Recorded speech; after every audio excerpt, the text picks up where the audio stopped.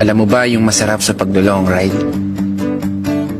Yun ay ang pakiramdam na malaya ka.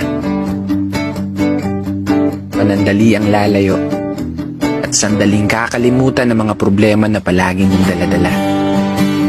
Kasama ang mga kaibigan, asawa, nobya o kahit pa nag-iisa ka.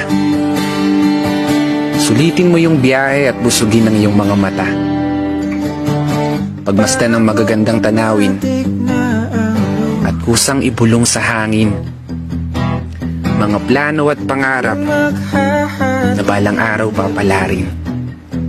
Kaya wag mo munang isipin na naiwan mong bayarin. Saka mo na lang problemahin pag uwi. Pero seryoso, ito yung oras mo para sa sarili mo. Oras nyo ng mga taong mahal mo sa buhay, kaya sulitin mo ng todo. Di natin kailangan magmabilis. Makakarating din tayo sa dulo.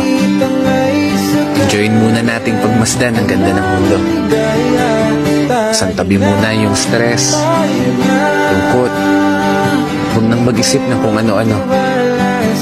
Maging masaya lang tayo. At sulitin ang mahabang paglalakbay nang may bakas ng ngiti sa mukha mo. Kaya isang pagpupugay para sa lahat ng mga kapatid na motorista na patuloy sumasabay sa hamon ng buhay.